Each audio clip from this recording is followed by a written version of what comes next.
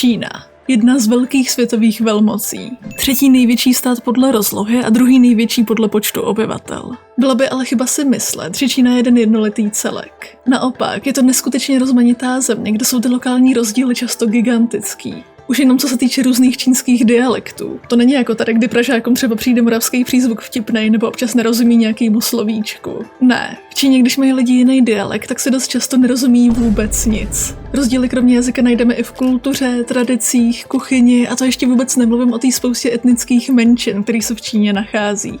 Čína se administrativně dělí do celkem 33 celků, teda podle čínské vlády do 34, protože tam počítá i Tajvan. Skládá se z 22 provincií, 5 autonomních oblastí, 2 zvláštních administrativních oblastí a 4 přímo spravovaných měst. Kdybych to měla všechno probrat najednou, tak je tohle video moc dlouhý. Proto se dneska podíváme jenom na autonomní oblasti, přímo spravovaná města a zvláštní administrativní oblasti a provincie si necháme do jednoho z příštích videí. Tak pojďme na to. Jako první autonomní oblasti. Ty Čína zřídila v místech, kde se nachází podstatné národnostní menšiny. To je ta hlavní věc, co je odlišuje od provincií, které jsou z naprosté většiny obývané etnickými Číňany neboli Chany. Oproti provinciím mají také autonomní oblasti větší pravomoci. Můžou třeba vydávat místní zákony přizpůsobené menšinám a předseda dané oblasti by měl být z dané menšiny. Jenže jsme v Číně a realita se od toho, co je na papíře, dost liší. Autonomie oblasti je reálně hodně omezená a klíčovou moc a poslední slovo má vždycky komunistická strana Číny, která má kontrolu nad místní ekonomikou, bezpečností i politikou.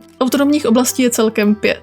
Jsou jimi ujgurská autonomní oblast Xinjiang, vnitřní Mongolsko, tibetská autonomní oblast, Huejská autonomní oblast Ningxia a Čuangská autonomní oblast Guangxi. Pojďme na začátek svouknout tu, o který se v poslední době mluví nejvíc. A ne v dobrém. Xinjiang je autonomní oblast na severozápadě Číny, kterou obývá asi 22 milionů obyvatel, z čehož asi 46% tvoří národ Ujgurů. Ze všech administrativních oblastí Číny je úplně největší. Zabírá víc než 1/6 celé čínské rozlohy a 1/4 délky jejich hranic. Na poli ji rozděluje pohoří Tianshan. Na jih od něj se nachází Tanemská pánev, jejíž většinu pokrývá poušť Taklamakan a na severu je oblast názvem Džungarie. Historicky byla oblast taková křižovatka, kde se setkával čínský, turkický a perský svět a takto kromě Ujgurů najdeme i spoustu dalších etnik, například Kazachy, Mongoly nebo Kyrgyzy. Ujgurové jsou původně turkický kočovný národ, který vyznává sunnický islám, mluví vlastním jazykem ujgurštinou a považuje se za kulturně a etnicky blízkým středoasijským národům. Oficiálně se jich tu nachází kolem 10 milionů, ale podle některých odhadů může být to číslo až několikanásobně vyšší. Ujgurové v téhle oblasti žili už dávno předtím, než se tady čínské dynastie vytvořily svoje protektoráty. Po pádu čínského císařství a ustanovení republiky v první polovině 20. století se Ujgurové pokusili osamostatnit a vyhlásili nezávislý stát východní Turkestán. Po skončení čínské občanské války se ho ale k sobě připojila nově vzniklá Čínská lidová republika. Pro Čínu má tahle oblast velký strategický význam. Slouží jako nárazníkové pásmo, nachází se to velké zásoby ropy a zemního plynu, pochází odsud 1/5 světové produkce bavlny a má tady procházet pozemní koridor nové hedvábné stezky. Od 70. let tu Čína navíc testovala jaderné zbraně. Ujgurové čínskou nadvládu nesou těžce. Od 90. let tam stoupají protičínské nálady a separatistické tendence, které už vyústily v několik ozbrojených útoků. Čína na to reaguje postupným zpřísňováním kontroly nad regionem a potlačováním ujgurské identity. Na školách byla zakázána výuka ujgurštiny ve prospěch čínštiny, začal platit zákaz dlouhých vousů a zakrývání obličejů žen a zakázáno bylo i pojmenovávání dětí jmény vztahujícími se k islámu. Dále byly omezeny náboženské obřady. Od roku 2017 bylo poškozeno nebo zničeno více než 16 000 mešit. Ti, kteří pravidla porušují, jsou označováni za radikální extrémisty a jsou zabíráni do internačních táborů. Do těch už Čína od roku 2014 bez jakéhokoliv právního procesu zavřela více než 1 milion Ujgurů a jde tak o nejrozsáhlejší zadržování menšiny od doby druhé světové války. Ujgurové v táborech vykonávají nucené práce a je s nimi velmi krutě zacházeno. Ženy jsou nuceny procházet sterilizací a chodit na potraty, v důsledku čehož v oblasti podle statistik mezi lety 2015 až 2018 klesla porodnost o 60%. Čína Ujgury za jejich kulturu ponižuje a týrá a snaží se je převychovat. Nejčastěji jsou do táboru zavíráni umělci a celkově osobnosti ujgurské kultury, ale zavřít vás tam můžou třeba i když odmítnete jíst vepřové maso nebo když odmítnete pít alkohol. Z táboru se lidé vrací s podlomeným zdravím a spoustu Ujgurů už se nevrátí vůbec. Kromě táboru jsou v Xinjiangu všude kamery, kontrolní stanoviště a lidé jsou tam prostě pod neustálým dohledem. Mnozí odborníci tamní situaci označují pojmem etnocida, neboli snaha o zničení kultury. Často se ale mluví i o genocidě. Čína tvrdí, že jenom pracuje na převýchově lidí ovlivněných extrémismem, jenže tihle extrémisti jsou normální lidi, kteří jenom praktikují svoji kulturu. To, co se tam děje, je prostě hrozný a my můžeme jenom doufat, že se tam situace v blízké době zlepší. Anyway, další oblast a slibuju, že odteď už to nebude tak depresivní.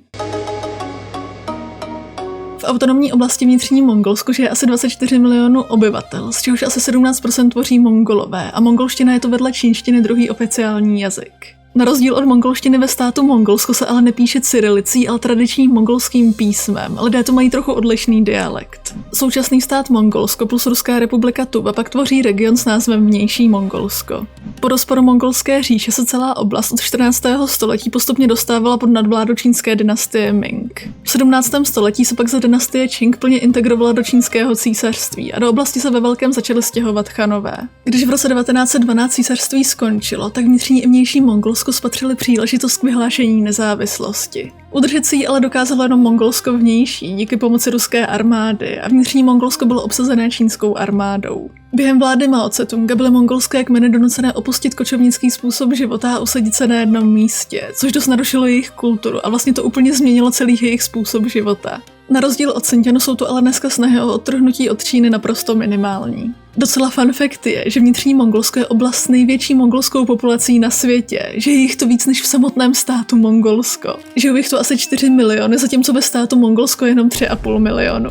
Co se týče přírodních podmínek, tak se na velké části území rozprostírá poušť Gobi, kde Čína postavila jeden z největších pouštních hotelů na světě, Xianchaban. To reálně vypadá jak nějaká základna na Marsu. Na severovýchodě se pak rozprostírají chelenbujrské prérie, což jsou prostě lány a lány zelených kopců a jsou o tomto takový ty virální videa, jak lidi jezdí na skluzavkách.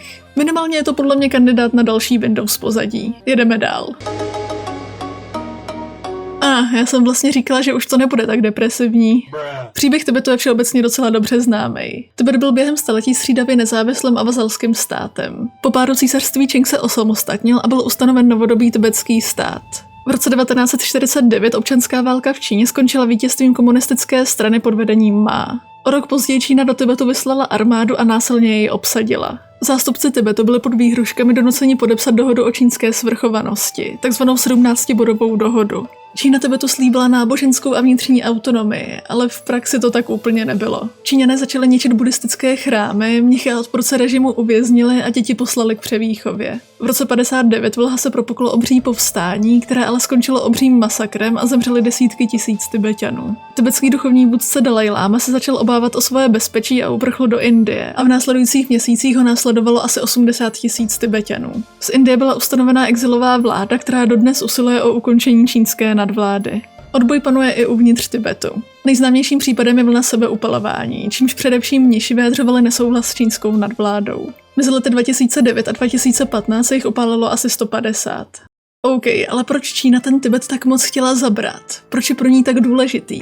Já jsem o tom mluvila ve svém historicky druhém videu, ale nechoďte se na něj koukat, ten střih je fakt špatný, já vám to tady shrnu. Tibet se nachází na tibetské náhorní plošině, ve které je průměrná nadmořská výška 4000 metrů. Na jihu je moje Himalaj a na hranici s Nepálem se nachází i Mount Everest. Hned za Himalájem leží Indie, velmoc, se kterou Čína nemá úplně nejlepší vztahy. Tibet Číně slouží jako takové nárazníkové pásmo a Himaláje jsou v podstatě čínská zeď 2.0. Z Indii Čína v současnosti vede spory v oblastech Arunachal Pradesh a Aksai Chin. V Tibetu navíc pramení všechny důležité čínské řeky, například Jangtse-kiang nebo Žlutá řeka, ale potom třeba i Indus nebo Mekong. Čína se cítí klidnější, když má nad jejich horními toky kontrolu. Tibetskou autonomní oblast Čína vyhlásila v roce 1956. Je to druhá největší správní jednotka v Číně, ale zároveň i nejméně osídlená. Žijou tu asi jenom 3 miliony obyvatel. 92% tvoří Tibeťané, ale v poslední době hodně přibývá i Chanů. Tibeťani jsou mimochodem mega zajímaví tím, jak se jejich tělo přizpůsobilo životu ve výškách. Oproti lidem, co žijou v nížinách, mají 2x větší průtok krve a 10x více oxidu dusného, díky čemuž mají rychlejší přísun kyslíku. V roce 2006 bylo s Tibetem dosažené železniční spojení, když byla dokončená železnice z Golmundu do Lhasy. Co se týče kulturní stránky, tak tu najdete spoustu buddhistických chrámů a duchovních míst. Nejznámější památka je samozřejmě palác Potála ve Lhase, který sloužil jako sídlo Dalajlámu. Když tak vám doporučuji zhlídnout film 7 let v Tibetu, který je natočený podle pravdivého příběhu a je v něm dobře ukázaná ta novodobá historie až do anexe Čínou. A my jedeme dál. Ningxia je nejmenší autonomní oblastí. Je poměrně hornatá, nachází se tu i několik pouští a protéká tudy žlutá řeka. Bydlí tu 6 milionů obyvatel, z čehož 66% tvoří národ Huayů. Huayové na první pohled vypadají stejně jako Chanové, ale rozdíl je v tom, že vyznávají islám. Ten se sem dostal ve středověku skrze dvábnou stezku a Huayové ho přijali za svoji víru. Tahle kombinace vede ke zvláštní směsici středoasijské a tradiční čínské architektury. Třeba tohle, co vidíte na obrázku, je mešita. Huayové mluví standardní čínštinou, ale občas ní používají arabská a perská slovíčka. Například na místo něho říkají selán, což je počínštěné arabské salám. Oblast je známá produkcí kvalitního vína, což je docela paradox, když se nad tím zamyslíte, protože tam většina obyvatel jsou muslimové, kteří nemůžou pít alkohol. Teď už se ale pojďme přesunout k poslední autonomní oblasti. Bylo vždycky vaším snem žít ve světě kung fu pandy? Tak neváhejte a vydejte se do oblasti Guangxi. Ne, jako fakt, je to tam absolutně nádherný. Kolem řeky se tečí unikátní krasové útvary, které pokrývají skoro 40% celé oblasti. Celá krasová oblast je mimochodem zapsaná na seznamu UNESCO. Kromě toho tu najdete spoustu rýžových teras, tradiční architektury, no prostě nádhera. Teď jsem teda trošku musela znít jako paní z cestovky, co vám chce prodat zájezd, ale mně se to prostě fakt líbí. Že je tady 46 milionů obyvatel a 32% z nich tvoří národ Čuangů. Čuangové jsou celkově největší menšina v Číně, že je jich tam 19 milionů. Mluví vlastním jazykem čuangštinou a zajímavý je, že píšou latinkou. V jejich náboženství hraje významnou roli animismus. Známí jsou třeba tím, že se staví domy na pilířích nebo že provádějí rituály s obřími bronzovými bubny. Čuangové se v průběhu staletí hodně asimilovali s čínskou kulturou. V úzkém kontaktu jsou v podstatě už od 2. století před naším letopočtem. Hodně z nich se dokonce i vymýšlí fejkový rodokmeny a vydávají se za chany, aby unikly marginalizaci. OK, autonomní oblasti jsme probrali, teď už jen rychle k tomu zbytku. V Číně jsou samostatnou správní jednotkou i 4 přímo spravovaná města, kterými jsou Peking, Tianjin, Šanghaj a Chongqing. Já jsem je všechny spolu s dalšíma čínskými městama rozbírala samostatným videu, takže teď to jenom tak rychle shrnu. Kdybyste chtěli podrobnější info, tak se pak koukněte. Peking všichni známe, je to hlavní město celé Číny a slouží jako politické a kulturní centrum. Kousek od něj na pobřeží leží Tianjin. Ten vnitrozemní Peking spojuje se světovým obchodem a je to důležitý přístavní město. Šanghaj je nejlidnatějším městem v Číně a má i největší HDP. Nachází se tu nejvytíženější kontejnerový přístav na celém světě a je to celkově fakt ekonomický gigant. Jako poslední je ve vnitrozemí Chongqing, který je postavený v horách a v důsledku toho je rozdělený do nespočtu pater a vlaky tu procházejí budovami. Když se kouknete na mapu, tak je Chongqing obří a zabírá rozlohu celého Rakouska, ale jsou tam zahrnuté i zemědělské oblasti. A jako poslední zvláštní administrativní oblasti. Ty jsou 2, Hongkong a Makao. Stejně jako předchozí města jsem je rozebírala v tomhle videu, ale stručně. Hongkong po první opiové válce získali pod nadvládu Britové. V roce 1997 jejich nájemní smlouva vypršela a město začalo fungovat na principu jedna země, 2 systémy. To znamená, že se začlenil zpátky do Číny, ale zůstala mu docela velká autonomie, a to až do roku 2047. Čína ale svobodu Hongkongu už teď postupně omezuje, viz protesty z roku 2020.